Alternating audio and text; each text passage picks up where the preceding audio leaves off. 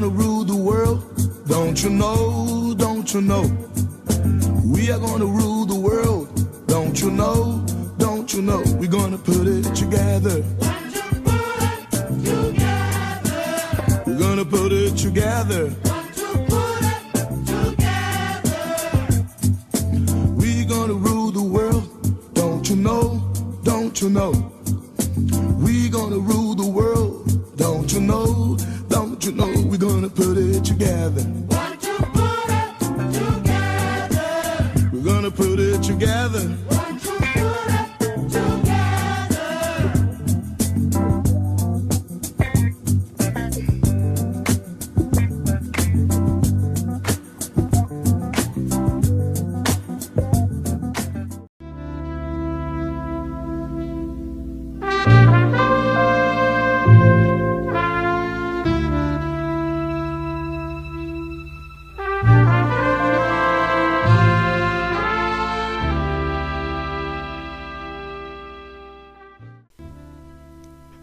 Shalom, welcome to another video, and as always, before I get started, I want to give all praise, honor, and glory to the Heavenly Father and His only begotten Son, Yahweh, Bahashem, Yahweh Shai, Bahashem, Rachodash.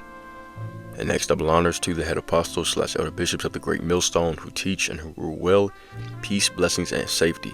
To all you sincere Akim, keep pushing, keep believing, and keep the faith, regardless of what the people hear or whether they forbear. So this is going to be a news and prophecy update. I got 3 different clips that I want to play and show you guys, and then of course, as always, bring out some scriptures. And Yahweh Rachazam, the Heavenly Father's will is edifying to the elect. Alright, so the first clip that I'm going to play is Trump announcing an Iron Dome, okay, that he wants to put over America, but he calls it the Golden Dome. Excuse me. Okay, the Golden Dome, and what this shows prophetically, all right, how these elites are thinking. Okay, what's on Esau's mind, which of course lines up with biblical prophecy. So, anyways, that's the topic that we're going to dive into. The first video. Let's go ahead and jump right into it.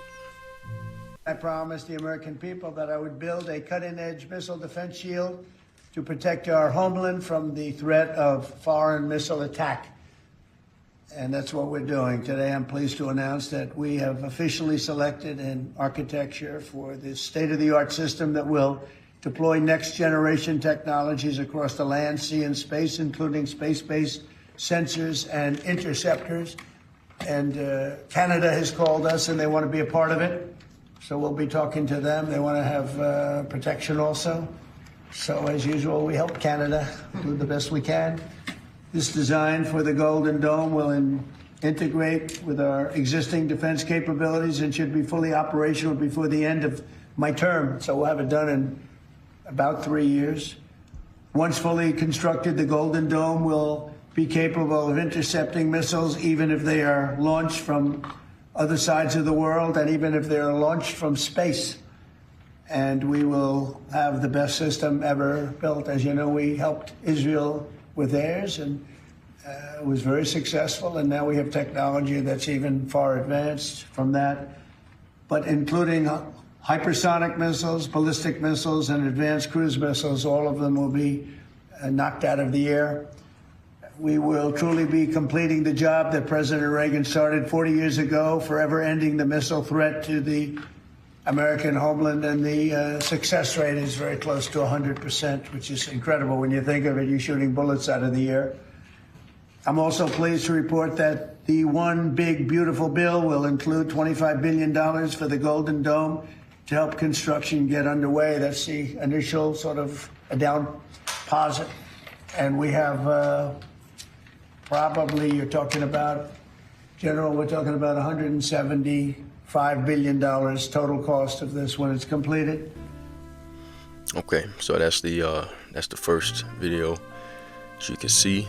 All right, he says that he is going to protect America, the United States of America, from any missile attacks. All right, because why? They understand that this is what is going to happen according to prophecy. They know that Babylon the Great is going to be nuked. So let's bring out some precepts on it. I got Jeremiah 50 and 43 pulled up right here. All right, it says, "The king of Babylon hath heard the report of them, and his hands waxed feeble. Anguish took hold of him, and pangs as of a woman in travail." Okay, so he's heard the report of the prophets. Okay, that's what we are. We're like news reporters on the spiritual side. All right, okay, and really even greater than that, because we report things before they happen. He's heard the report that America is Babylon, and that this place will be nuked. Okay, and his hands have waxed feeble. They're scared. They're not going to show that. All right, but these elites, they know that their time is coming. All right, let's get the next precept. Let's go to Job, the 15th chapter. Job chapter 15, I'm going to read verses 21 through 23. All right, it says, "A dreadful sound is in his ears. In prosperity the destroyer shall come upon him." All right, what is that dreadful sound? All right, that his kingdom is going to fall. All right, that he's going to be taken out of power, and his kingdom is going to be given to his slaves. Okay, and we know that it's going to happen at the grand finale of World War III. Okay, that'll be the grand finale of this society. All right, when these missiles are shot off, which at the same time, simultaneously, the Savior, okay, who the world ignorantly calls Jesus, will return and deliver his elect out of the fire. All right, but okay, they know that that time is coming. It's fastly approaching. It says, "He believeth not that he shall return out of darkness, and he is waited for of the sword. He wandereth abroad for bread, saying, Where is it? He knoweth that the day of darkness is ready at his hand." All right, he knows that that time is fastly approaching. Okay, and he's in fear. So that's why he's talking about building this golden dome.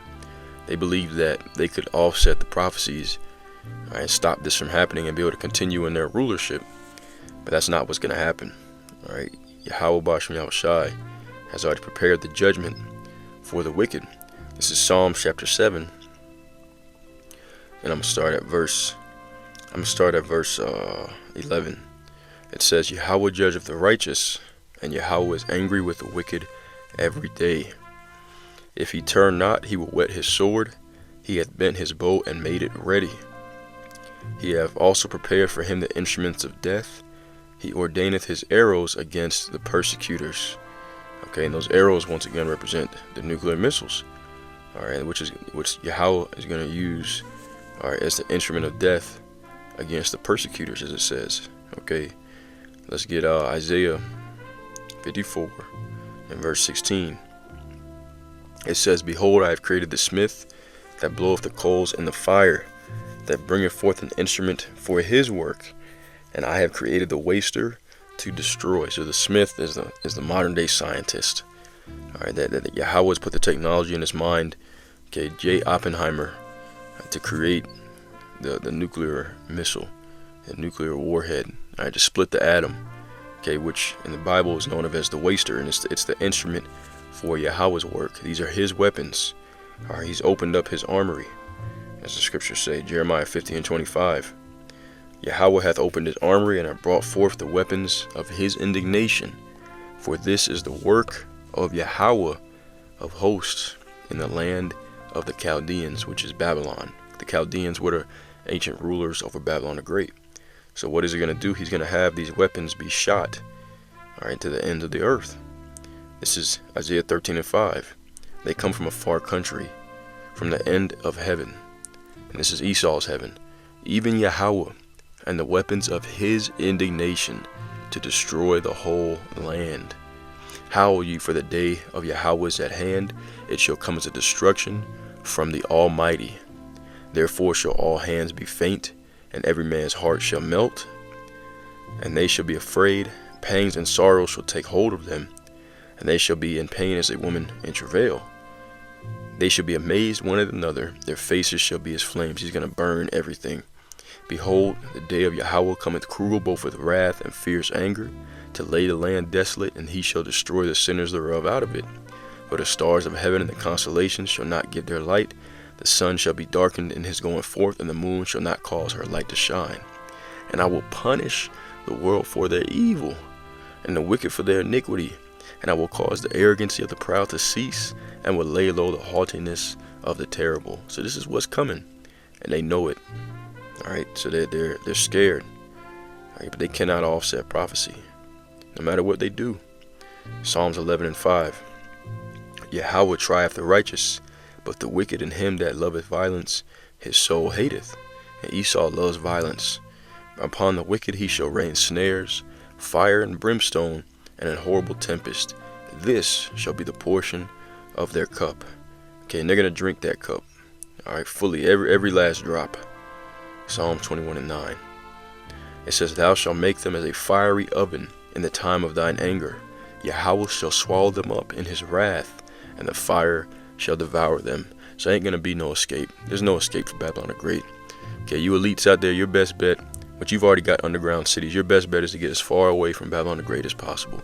But if you're an Edomite or any other heathen nation here in Babylon the Great, that's it. You're through. You're cooked. You're going to burn in this nuclear fire.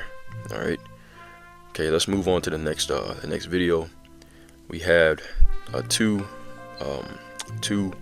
people, I believe a couple, that was deleted, and they were JOOs, okay, Israelis, and they're saying, you know, it's a hate crime and etc., etc. All right, and we're gonna bring this video out, and of course bring out some precepts, and then, you know, Yahweh righteous us edifying. So let's go into the next clip.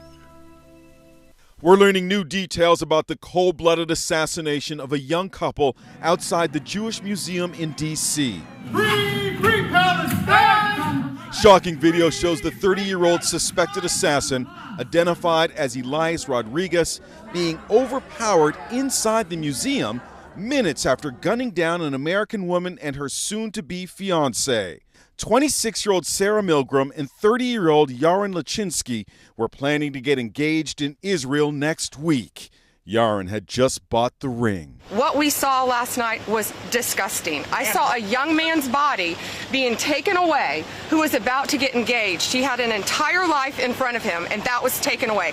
The hate has got to stop, and it has to stop now. The couple had just left an event at the museum when the killer approached them and shot them from behind. Witnesses say that after the shooting, Rodriguez walked into the museum looking distressed.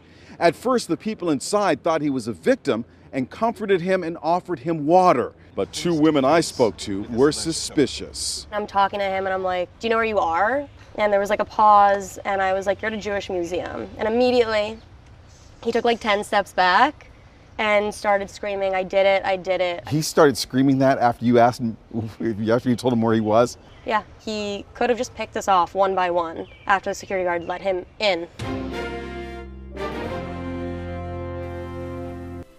Okay, we're back. So, all right, let's move on to the next. All right, let's get some precepts. Let's go to Obadiah. Obadiah, there's only one chapter. I'm going to read verses 1 and verse 2, and that'll be it. It says, The vision of Obadiah, thus saith Yahweh, concerning Edom, we have heard a rumor from Yahweh, and an ambassador is sent among the heathen. Arise ye, and let us rise up against her in battle. Behold, I have made thee small among the heathen, and thou art greatly despised. Okay, so Esau is greatly despised among the heathen. The people are cursing Esau. They're cursing the wicked. Okay, matter of fact, let me get this first, because the Lord has revealed them, all right, through their actions, and now the whole world is looking at them and seeing them as the devil. All right, specifically Amalek, which are the 1948ers. This is Jeremiah 49:10. But I have made Esau bare. I have uncovered his secret places, and he shall not be able to hide himself. His seed is spoiled, and his brethren and his neighbors, and he is not. All right, so the Yahweh Bashmiel Shai is revealed, all right, who the wicked are of the earth. Even if the people and even if the nations don't know consciously that this is Esau, all right, they can see through his actions that he is the wicked.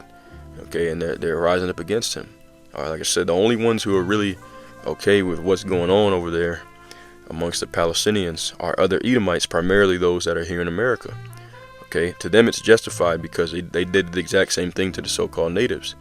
All right, they demonized them and then slaughtered them. So this is a characteristic of the wicked, of Edomites. This is what they do. They steal, they kill, and destroy. All right, and the nations are angry and they're turning against them. Okay, the whole world is getting ready to turn against the big nose small hat people. All right, so that's why we're seeing things like this happen. All right, and of course, you know, they're gonna push and play victimhood. All right, but it's all part of the movie. That's part of his deception. All right, let's get a few more precepts on this. Let's go to Habakkuk chapter 2, verse 16. It says, "Thou art filled with shame for glory. Drink thou also, and let thy foreskin be uncovered. The cup of Yahweh's right hand shall be turned unto thee, and shameful spewing shall be upon thy glory." All right, so their glory, okay, is now being covered with shame. All right, which they're so proud that they don't even care. Okay, Esau's so proud that they double down on wickedness. When they do evil, they double down on it, and they say, "How dare you call me out for it?" Okay, that's their mindset. That's the reason why, and once again, the nations are cursing them. All right, and they're getting ready to rise up against Esau in battle.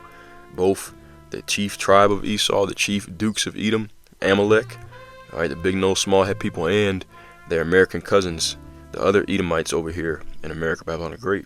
Okay, both of those nations are getting ready to be completely destroyed. This is Proverbs 24 and 24. "He that saith unto the wicked, thou art righteous." That's what they've done. Okay, they've painted themselves, the wicked, as the righteous, and they justify crooks, criminals, thieves, genocide. They justify these things. It says, "Him shall the people curse, and nations shall abhor him." And that's what we're seeing. That's the reason why, all right, this happened. All right, really, because the nations are pissed off. They're angry. They're sick of, you know, being pretty much gaslighted. All right, which, if you don't know what that means, we'll get the definition of it right quick. This is a tactic of Esau.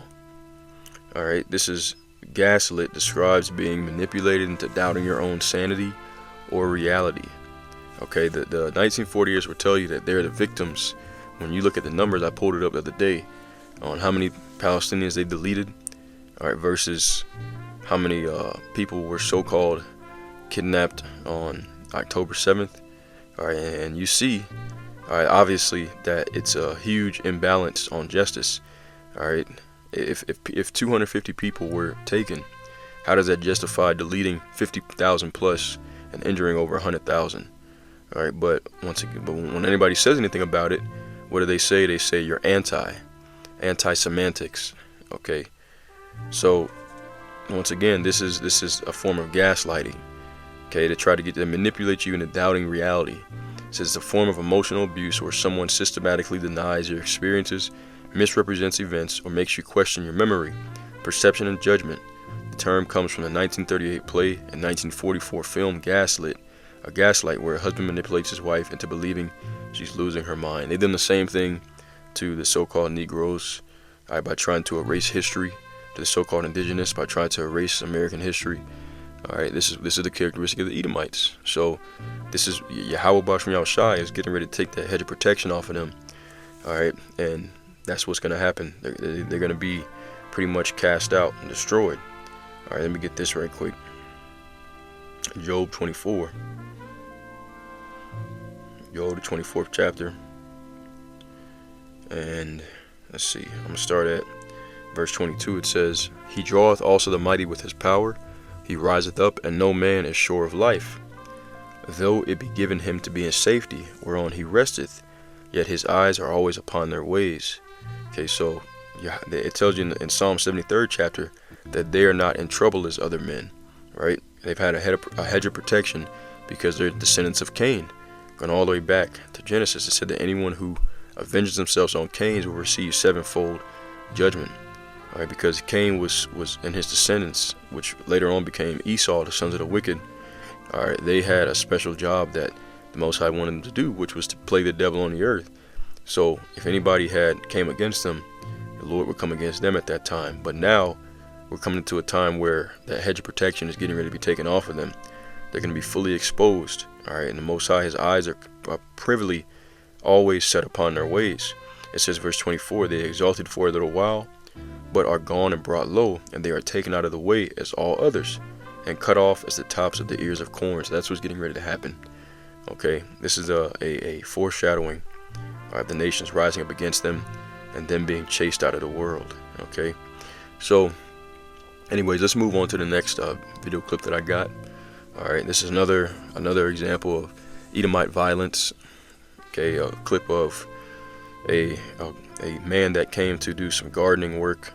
He was hired by the owner of the rental property, and the person who was renting it, the tenant, came out there and banged him down with 4 bullets. Okay, he shot him 4 times.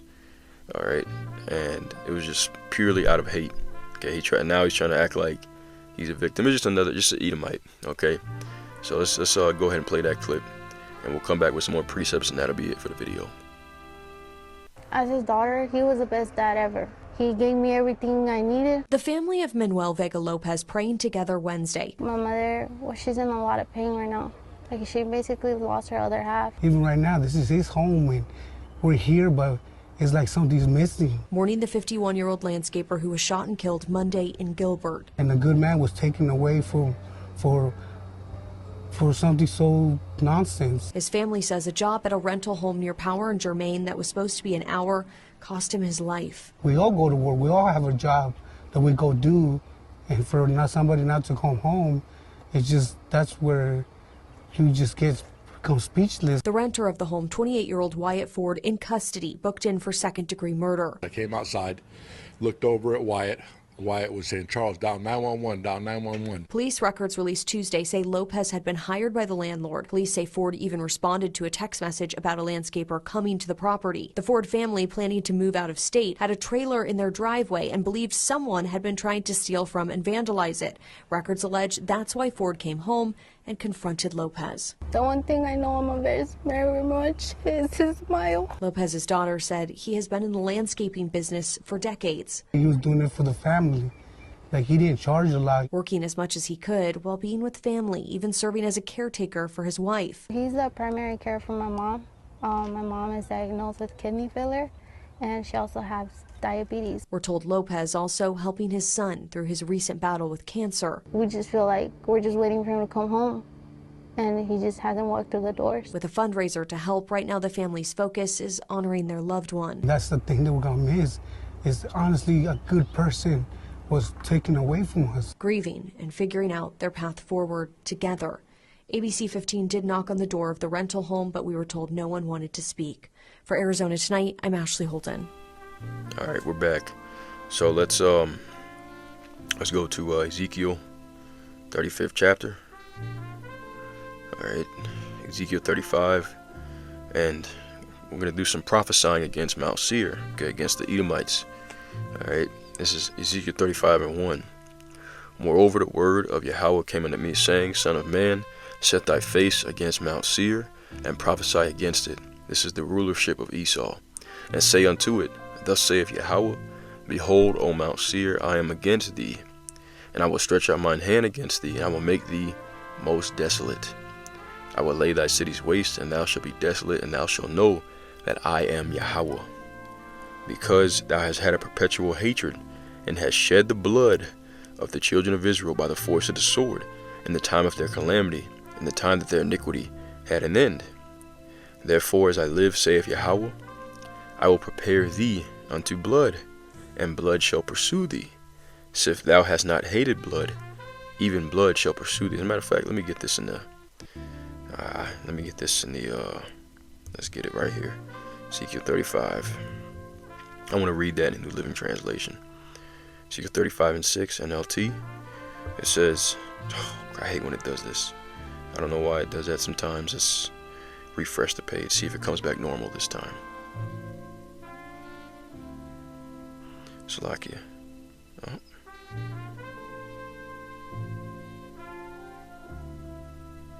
Okay, I don't know why it's doing that. Salakia, bear with me. Let me try something right quick. Maybe.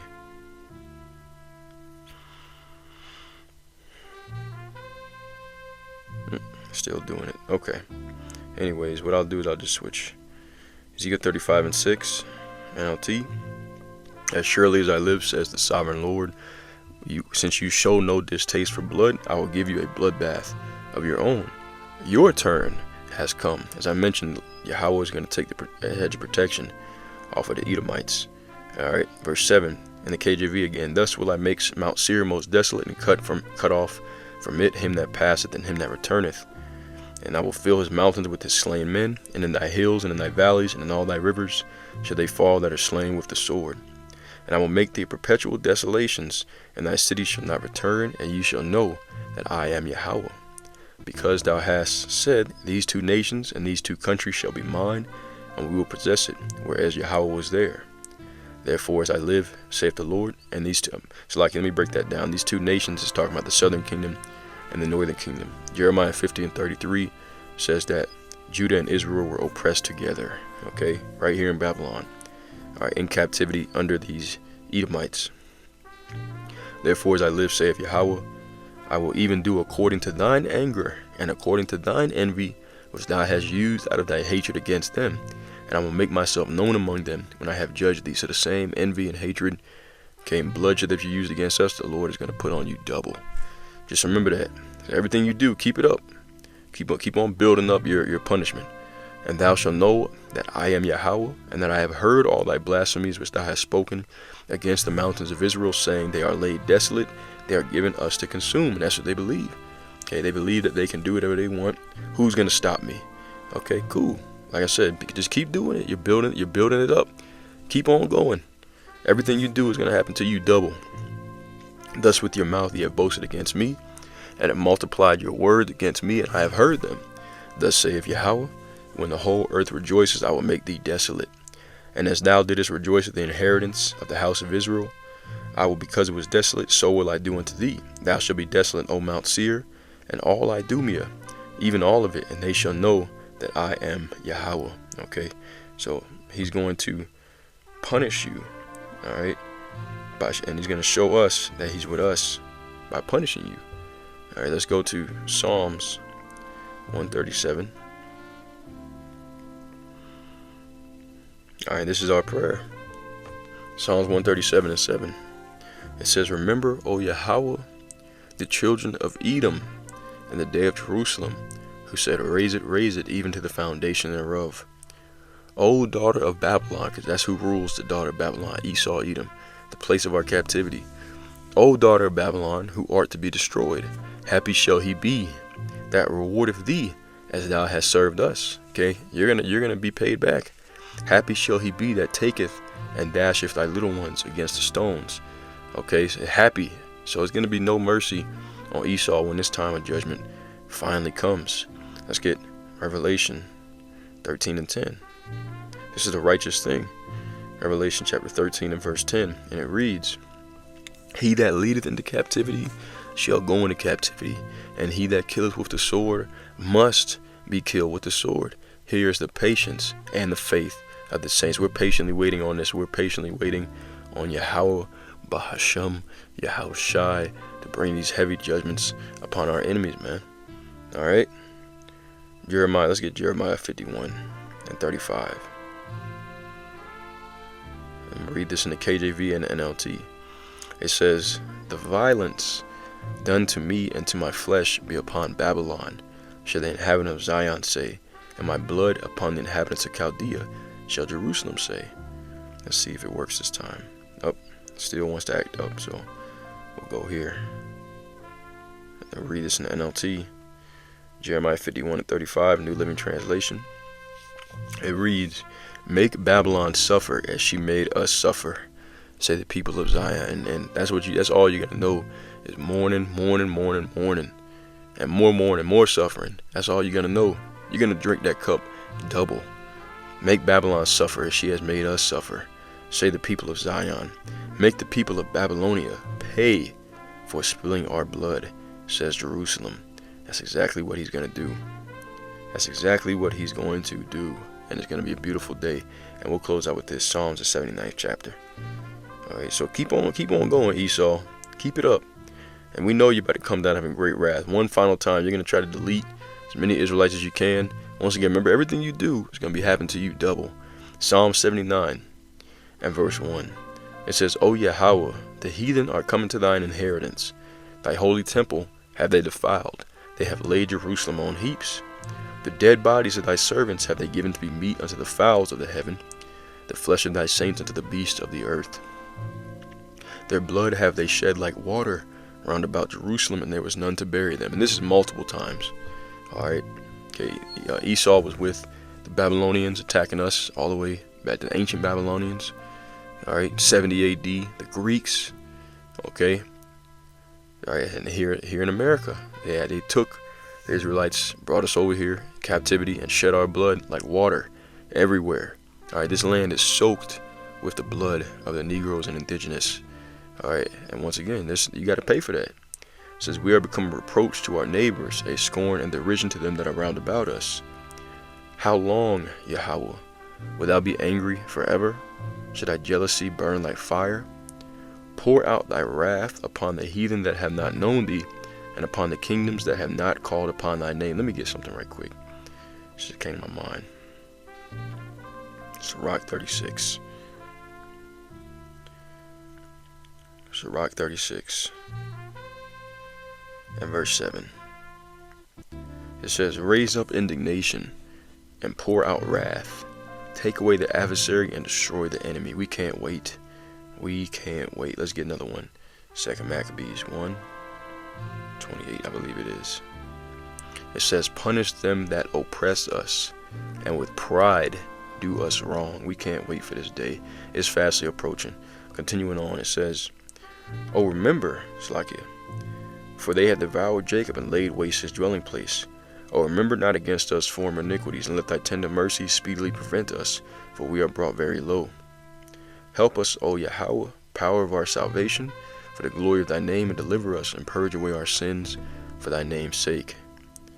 Wherefore should the heathen say, where is their God? Let him be known among the heathen in our sight, by the revenging of the blood of thy servants which is shed. Let the sighing of the prisoner come before thee. According to the greatness of thy power, preserve thou those that are appointed to die, because that's what they want to do. They want to exterminate us. And render unto our neighbors sevenfold into their bosom their reproach wherewith they have approached thee, O Yahweh. So we thy people and the sheep of thy pasture will give thee thanks forever. We will show forth thy praise to all generations. And I got one more. I can't help it. I can't help it. It's too much. It's too much. Psalms 58:10. The righteous shall rejoice when he seeth the vengeance. He shall wash his feet in the blood of the wicked. So that a man shall say, verily, there is a reward for the righteous. Verily, he is a power that judgeth in the earth. We cannot wait. That day is fastly approaching. Alright, you Edomites are going to get what's coming to you. And we can't wait. That day is fastly approaching. And the same hatred that you have for us, Yahweh is going to return it upon you double. Alright? Double. That's it. I'm going to close it out. Heavenly Father's will is edifying as always. All praise, honor, and glory to our power, Yahweh Bahashem, Yahweh Shai Bahashem, Rach Kodash. And until next time, Shalom, and abide b'ball.